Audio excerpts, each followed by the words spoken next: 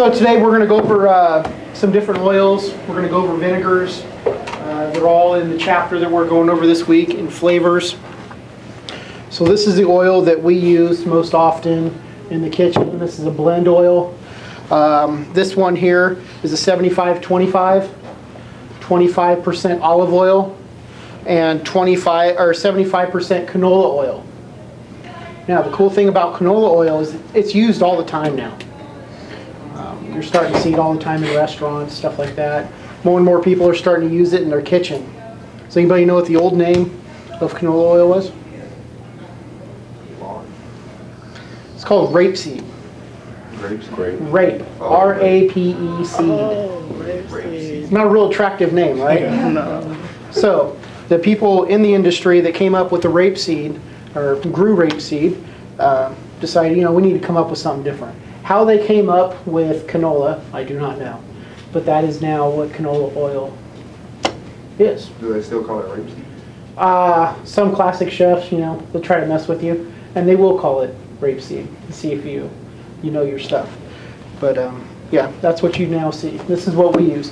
The reason is olive oil is really expensive. This bottle here runs about $12 when we buy it from our people. This little bottle here runs about $15 to $19 depending on what store you get it from. So you can just see the difference in size and why we order this one. Difference in flavor, tremendously different flavor. Basically the difference is the acidity in the oil. This is the first pressing. The acidic level is going to be a little lower. It's going to have a stronger flavor. This one's going to be really mild. It's probably going to be closer to what you guys are used to with your vegetable oils. The next one we go to are different flavored oils. This one is macadamia nut oil. You might use this over the top of, let's see, some macadamia nut encrusted halibut, something like that. You could also infuse, just drizzle a little bit of this oil over the top. Chiffonade, that was one of our words this week, right? Chiffonade, a little bit of basil, just goes incredible. You can also use this on top of your salads. Drizzle this on there, just gives a little accent, something a little different. We also talked about oils. Oils basically are fat. All of them come from some kind of seed except for olive oil. Olive oil comes from olives. Everything else comes from some kind of seed. Avocado oil is no different. We talked about, because it is an oil, it's a fat. Once you refrigerate it, fats become solid. You can see this one's not clear anymore. This one, once it probably comes up about another 15 degrees, will start to clarify. It'll start to go clear again. It's just like your bacon fat, stuff like that, when you're cooking bacon, it's nice and crystal clear, and as it cools, it solidifies, turns white on you. This stuff's no different. Avocado oil is really good for cooking. It's really good for high temperatures, high in fat. It's a really good oil. We'll be tasting that one too. Truffle oil. Truffle oil, it's not a true truffle oil. It's actually oil infused with truffle extract. This stuff still is really pricey. They still have to come up with truffle extract. This stuff runs about $12 a bottle. For that little thing? For that little one right there.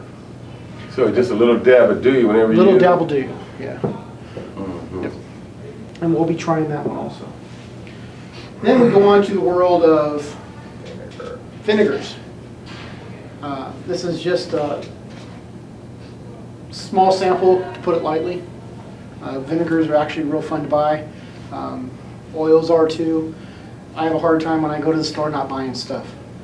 When you're really into culinary, you start getting addictions to this stuff. You want to try new things, and all these new oils are always coming out with, popular now is blood oranges. And I just saw at the store, I was over at the Nugget Market yesterday, and they had a balsamic vinegar infused with blood oranges. And it just sounds incredible. It was all I could do not to buy it yesterday. Basically, my wife will kill me if I bring home any more cookbooks or oil and vinegars and stuff like that. My cabinets are full. I had to go through them finally the other day and get rid of some old stuff. But vinegars are really good. We think back vinegars, when we were kids maybe, and dyeing eggs. We used the white wine vinegar It's really strong. You know, as soon as you take that lid off, it's like you can smell it 10, 20 feet away. It's not the case nowadays. Nowadays we use vinegar on everything. Different vinegars. Like I said, this is just a small little sample here. We have balsamic vinegar. This is what we buy from our food purveyor here. It's not bad. You know, it's not the greatest, but it's pretty good. Decent flavor to it. And then we go to a little higher brand here. You'll see these at your nugget markets and your nicer ends or Rayleigh's, stuff like that. It's a nice brand of oil or vinegar. And this is a personal favorite. Once again, when I was in the Bay Area, shopping at farmers markets, working at restaurants down there, this is a brand I use called Big Paw. It's their own private label. You can order them online. But they do all kinds of oils and vinegars. And they do this once a year. They number the barrels and everything. This is a balsamic vinegar. Has a lot of body, a lot of flavor.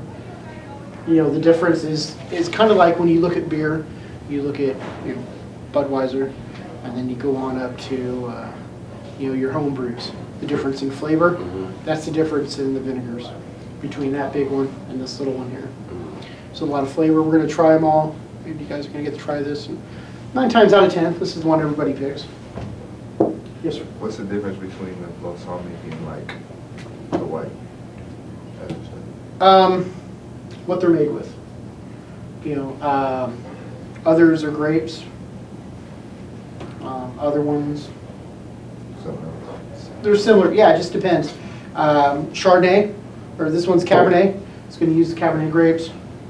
Zinfandel, you're going to have Zinfandel grapes. Champagne is basically champagne. It's been allowed to turn to vinegar. This one, there's not a lot left.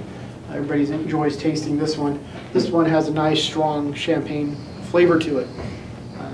One of my favorite things to do with this vinegar is to dice up shallots. And it's real simple, just nice fine minced shallots, a little bit of this vinegar, spoon it over the top of some raw oysters or clams, and shoot those.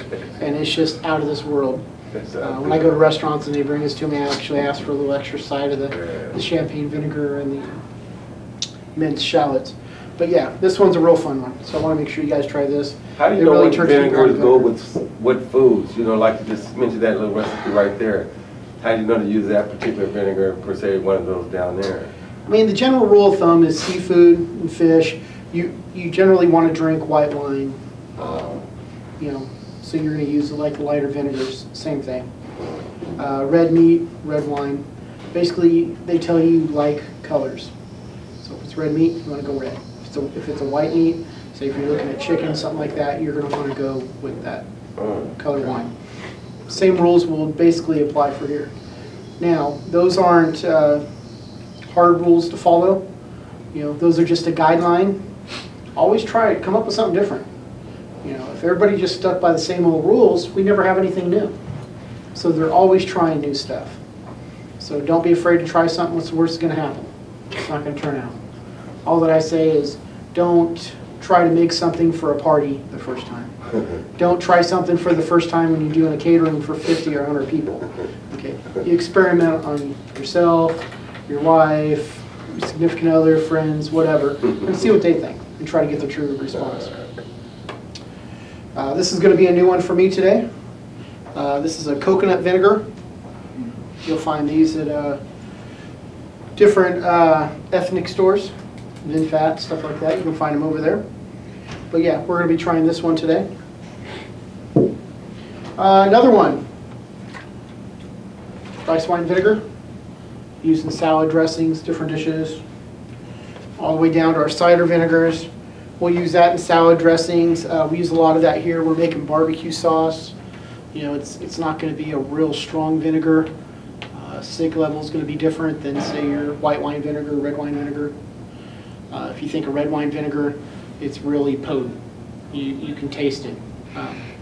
When you put cider vinegar in barbecue sauce, you really can't taste it that much. Just gives a little bite. Here's the red wine vinegar we were talking about. Once again, you can find really good red wine vinegars. Ultimately, there's not a huge difference in the quality. So we just go with a nice little gallon $6 bottle there.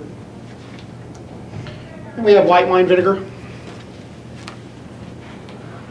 Nice yummy white wine vinegar. It's probably my least favorite. It's the one I use least. If I need something along those lines, I try to stick with using the champagne vinegar or something like that.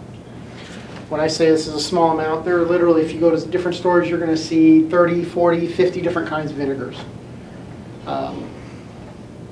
A lot of them are infused.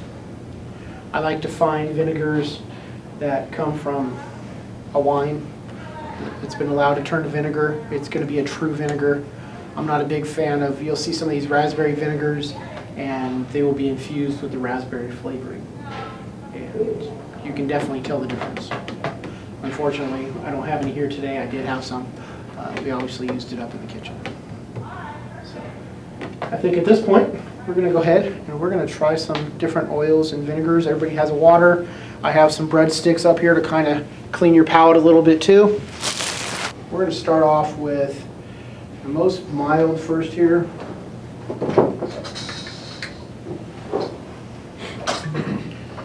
Okay, as I pour these, I'm not expecting you to drink what I'm pouring in there.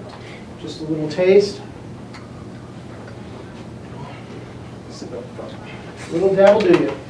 Like I said, this one's really good for your shellfish. Now this stuff is a little pricey, you know, not super expensive. You know, you look at maybe $10 a bottle, but this stuff lasts you a long time. Like I said, you're not going to be taking it home and downing it, something like that. So it lasts quite a while. Not that much. Most people.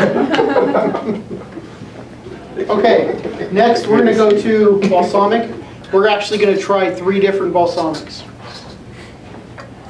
We're going to be stuck on these. As you're tasting these, I really want you to think about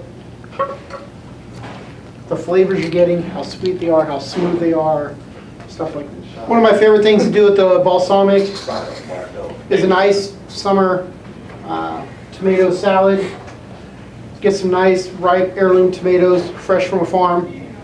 Try not to get them from your grocery store. Once again, those are gonna taste like your regular style grocery store tomatoes. They're not gonna have any flavor. You get them from the farm, and they're just gonna be so sweet, so sugary. Everybody get one? Isn't organic pretty much close to getting them fresh also? Yes, well, organic doesn't guarantee they're fresh. Organic guarantees there's been no fertilizers, unnatural fertilizers or pesticides used on those plants or on that ground for a certain amount of years. Did you get It's all good. Yeah. This one smells like that. It's not really as Mix strong. between Like, No, it's not near as strong. yeah. Sweet, a little smoother. So going back to what I like to do with this, I like to slice up some nice heirloom tomatoes, get some fresh mozzarella, slice that up about the same thickness as you cut the tomatoes, and then chiffon on some fresh basil, and then you drizzle some balsamic vinegar over the top, and some nice fresh olive oil.